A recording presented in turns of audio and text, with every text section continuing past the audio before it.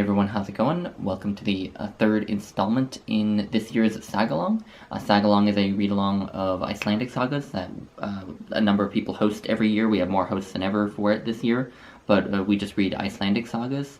And in past years, we have done a sort of a la carte approach where different hosts read different sagas and make videos about them, and whoever is not hosting can just pick whatever they want to read. But this year, we all decided to read one saga and one big saga together, and that saga is Njal's Saga.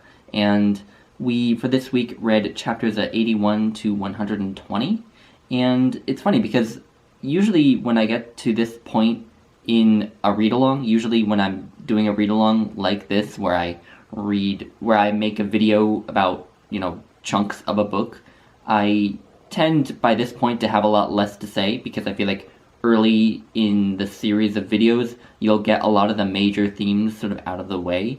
So then by the time you get here, you're just sort of talking about particulars, and so there's just less to say. But I feel like, if anything, I have more to say, to chew on for this section than there were for any other section.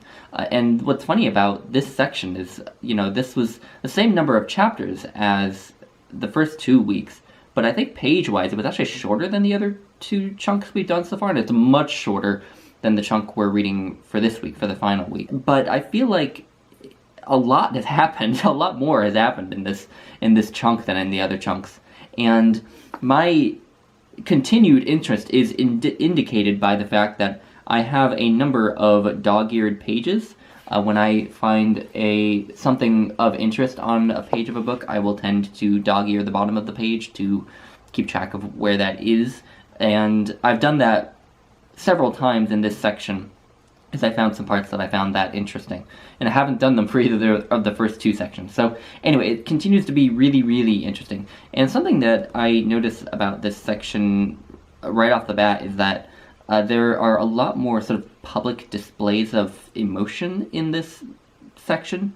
So this saga has not been big, the author of the saga has not been big on giving us sort of psychological insights or introspection into the characters, or indications of the characters' emotions. The author seems happy to just let us discern what we can of a character's emotions and thoughts through their actions. So, if someone is charging at someone else with an axe, that means they're probably angry at them, and stuff like that. But in this section, we actually did have some moments, pretty poignant moments of emotion being displayed.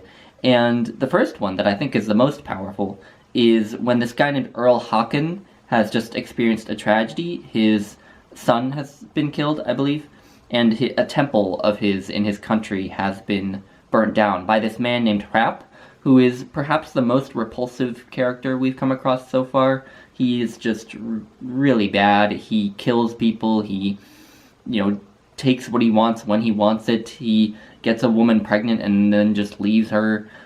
He's just a repulsive person. And so Earl Håkon has just experienced this horrible tragedy as he's trying to hunt down and kill Hrap.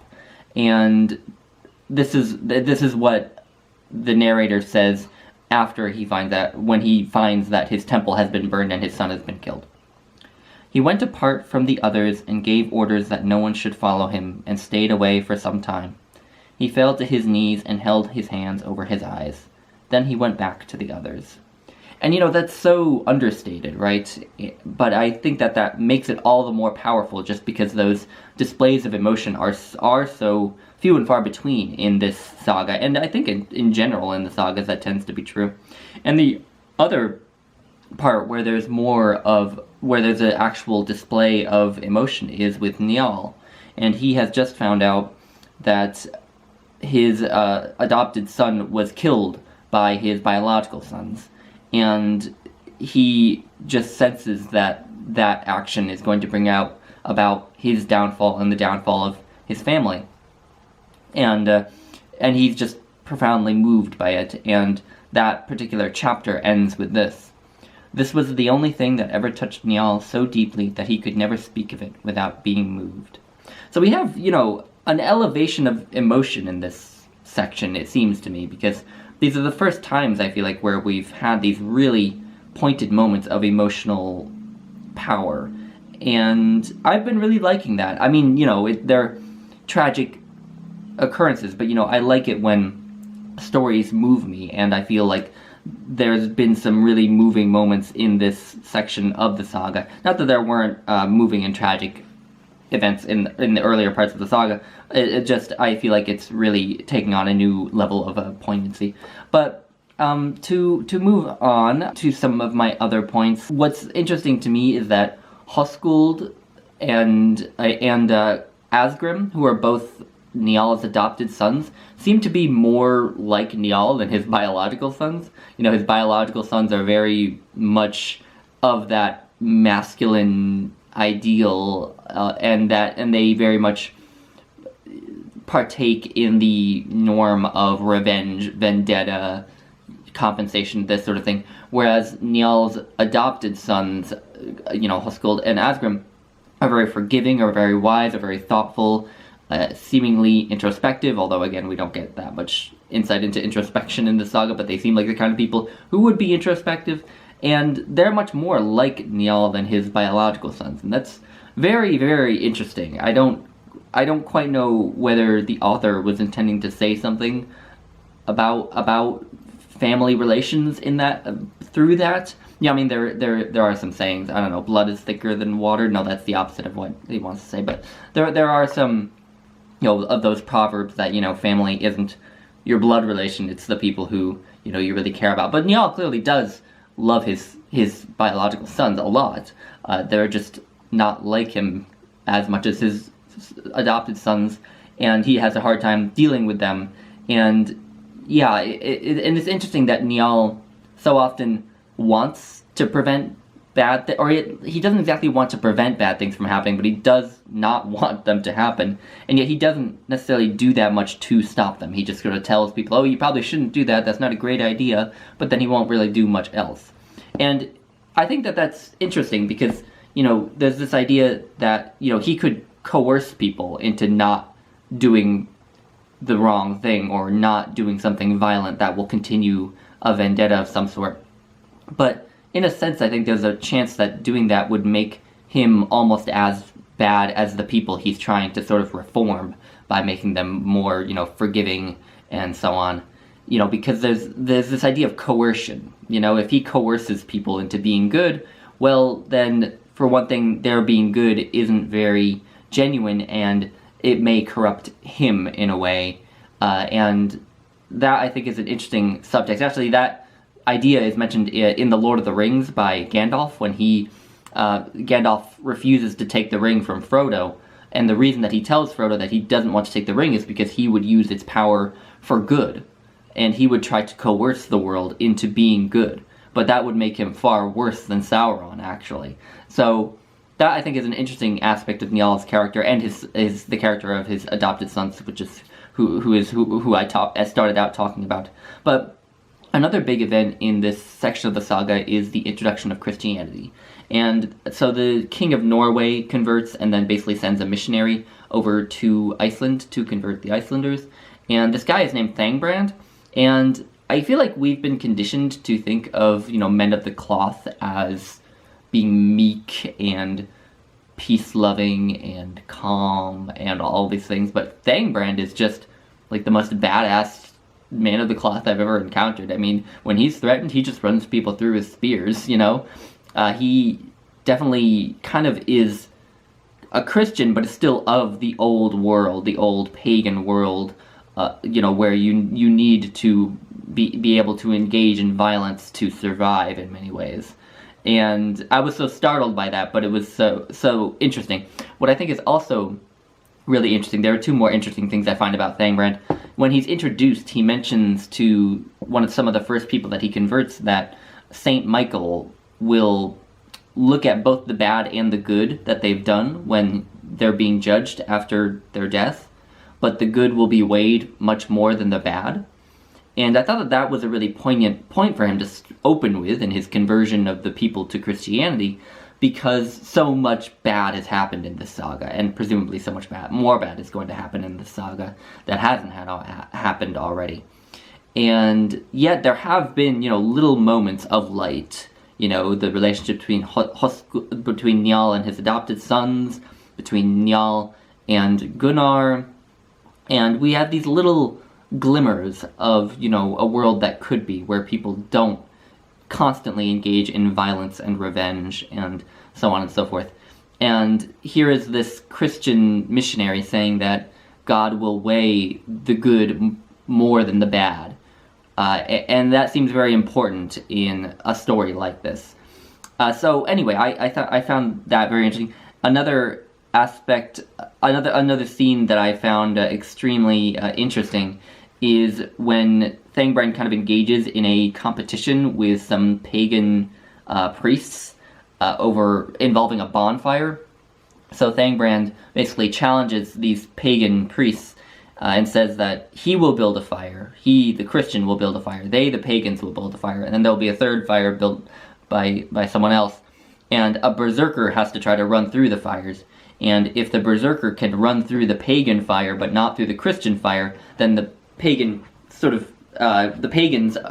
agreed to convert in that case.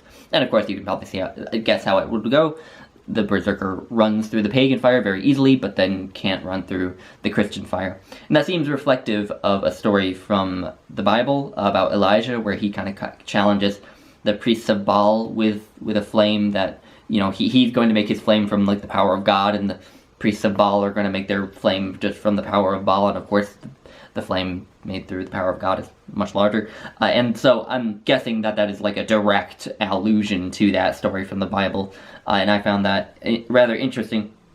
There is one more scene that I find interesting, and it has kind of an interesting subtext. So something that I'm finding in this section as well, this section of the saga, is that there more and more seem to be people who demand compensation for the killing of some sort of relation, but who, in terms of what the law says, aren't really entitled to compensation.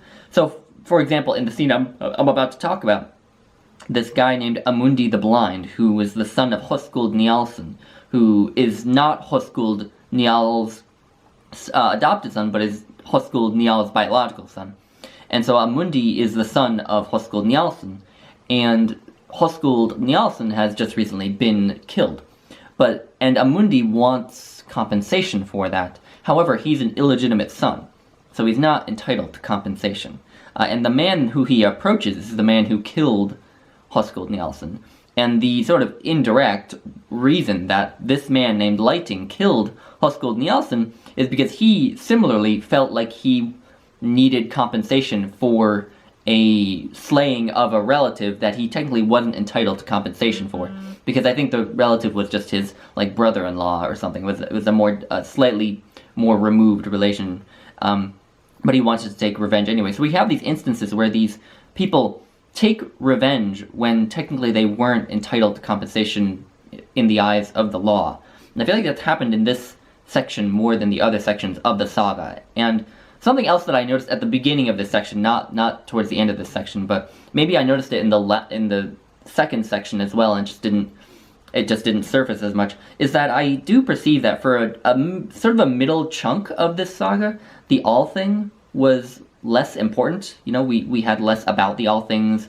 The All Things were less central to the story, and the All Thing is sort of like a court of law a little bit, and here we have these men sort of taking the law into their own hands, going and killing and taking revenge when the law doesn't give them the compensation that they want. And I wonder if that is a subtle commentary on the growing lawlessness in Iceland. Perhaps, maybe. I'm not sure. I would be interested to hear from those who are reading along. But the scene that I thought was so interesting and cool was where Amundi the Blind approaches Lighting, telling him that he wants compensation for having his father killed, and Lighting just says, well, you're not really entitled to compensation, so go away. And then Amundi says, I don't find that to be just before God, seeing that you struck so close to my heart. I can say this, if I were sound in both my eyes, I would either have compensation for my father, or take blood revenge, and may God now settle between us. And then the narration continues, after that he went out, but as he reached the door he turned and faced back into the booth. At that moment his eyes were opened. He spoke, Praise be to God, my lord, now it can be seen what he wants. After that, he rushed back into the booth until he came up to Lighting, and hit him in the head with his axe, so that it sank all the way to the back edge, and then he pulled it towards him. Lighting fell forward, dead on the spot. Amundi went to the door, and when he reached the very place at which his eyes had opened, they closed again, and he was blind all the rest of his life. And I thought that was such a striking, interesting scene, because he invokes God himself to show what he wants by restoring his sight, and then in the very next moment, his eyesight is restored.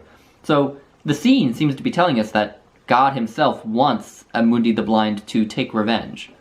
And that's so weird, because we've just had the introduction of Christianity, according to which people are supposed to be, forgiving and meek and turn the other cheek and all these other things. And yet in this scene, we have God seeming to reach his hand in and endorse this blood revenge.